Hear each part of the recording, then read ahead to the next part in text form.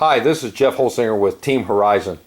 I want to go over one of the #1 questions I get about gyros and gyro gains and what should I set my number at. And that's a big question, because it's not just a number you can say, okay, set it at 35 and you'll be fine. It doesn't work that way. So one of the things we want to talk about is how to do that. But let's go through this first here. So as you guys may or may not know, that the 637T, the 83C360T, the 10360T, they're all upgradable to the new AS3X Plus. And the way you upgrade them is you have a programmer, you log in, and I'll do a video on how to update your receiver. But all your receivers should be updated, at least these ones I'm mentioning here. There'll be more down the road, but these receivers here should be updated to AS3X Plus, which gives you the latest firmware. And the AS3X Plus is an improvement in performance over just straight AS3X. You will also have to update your transmitter, and your transmitter updates are the same. You've got your NX transmitter updates, you got your IX transmitter updates, and you got your DX transmitter updates. So make sure that you currently have all your equipment updated, because it's going to be important to have the latest firmware and hardware in your airplane to get the optimal performance out of the gyros. Okay, let's talk about gain numbers and how you reach a gyro gain. So as mentioned in the instruction manual, that to set the gyro gain up on your maiden flight, typically everybody will go to the rotary knob. So you got your gain channel assigned to the rotary knob, and as you turn this knob up, you're increasing from 0 to, you know, a -100 all the way up to a +100 number.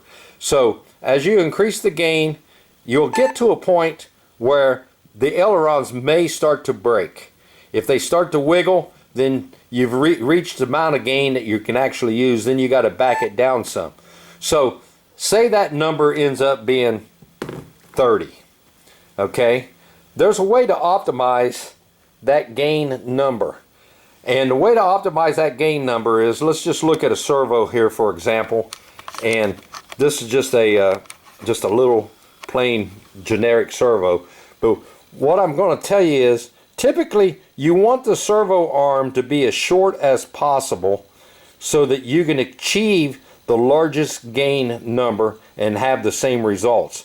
Plus, the shorter that you attach the link to the servo arm, the stronger the servo is.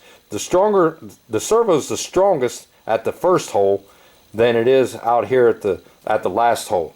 So if you're using a really long arm like this, it's very critical that you try to use the shortest servo arm possible. So that's going to give you the best resolution out of your servo, because you're going to be using more travel out of the servo with a shorter arm, and you're also going to have the most strength out of the servo because the arm is shorter.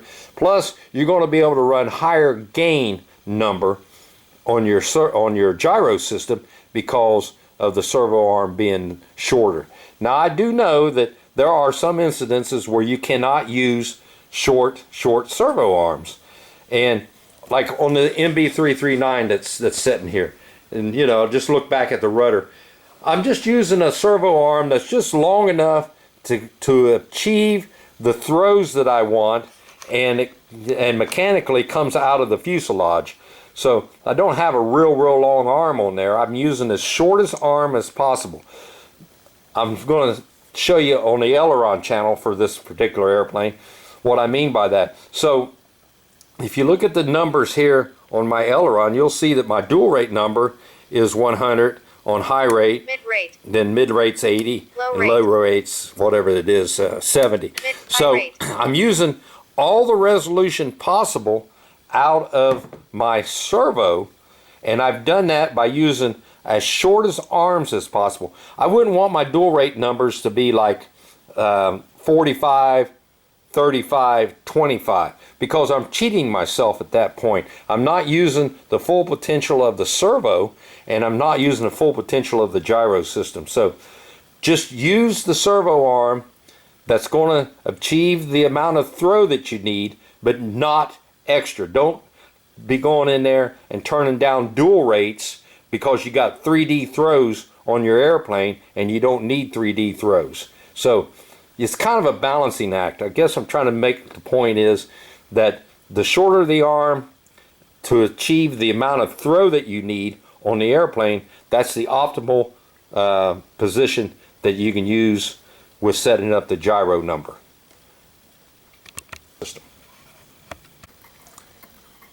So when it comes down to servo arms, this always gets to be kind of a pain in the neck when you're building an airplane. Trying to find the right length of servo arm to achieve the amount of throw that's required for that particular airplane. And Hangar 9 makes a selection of servo arms. This is one of their longer ones.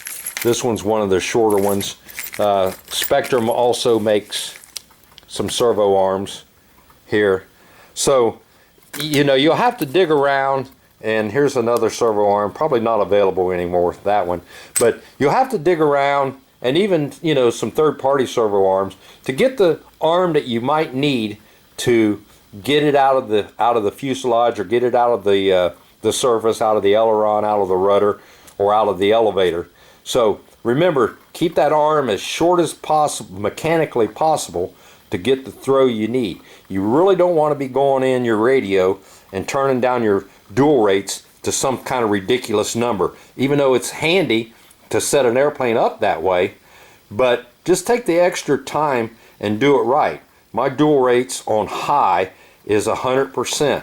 That's because I've chosen the correct servo arm to get the most out of my servos, most resolution out of my servos, because I'm paying extra money for better servos, and also to get the most out of my gyro system.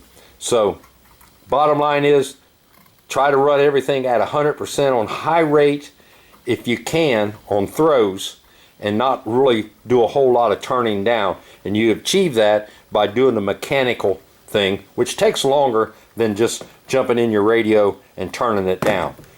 But I do know there are incidents where you've got to do it all through the radio because of the mechanical issues of getting the servo arm out of the surface, whether it be rudder, elevator, or ailerons. Okay, so here's an example on an MB339. Because of the mechanical way that the servos are mounted in the tail, to be able to get the linkage out of the horizontal to be able to control the elevators, I had to go into my radio and turn down dual rates. So as you can see, my high rate on elevator is 80%, mid-rate, 75, low rate, and 70. So that's my three rates on elevator. And the reason I'm not using 100% on high rate is because I had to go to a longer arm to be able to get it out of the surface so that I could get it to mechanically work on this particular airplane. So that's an example of where you've got no choice but to turn down the amount of travel that's offered, you know, with the servo. So I'll try to do this one-handed. So with the MB339, it requires, I don't even know what the number is, but this is the amount of elevator that I have. Okay, that's high rate elevator. I fly this airplane almost always out of grass. And if I can get under here and maybe get a shot of underneath of it, let's see, there it is.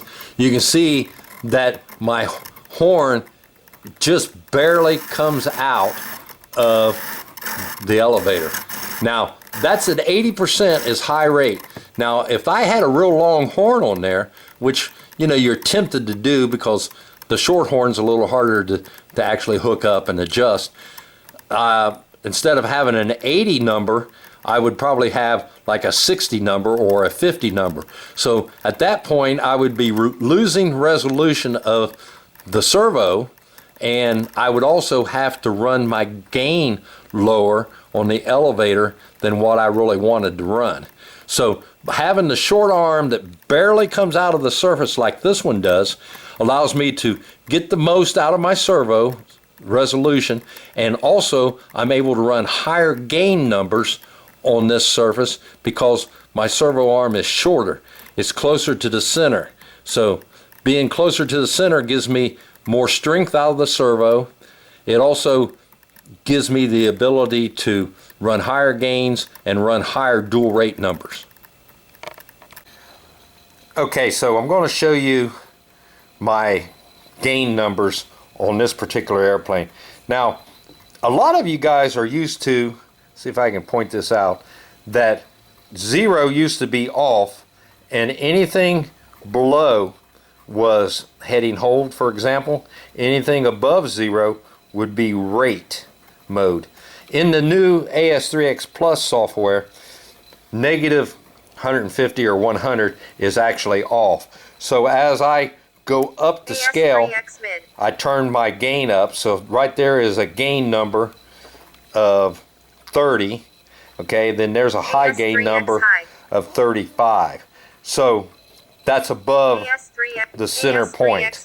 So this is off. That is still, as I go up the scale, it starts to turn the gyro on. And as you climb higher and higher, you get more and more gain.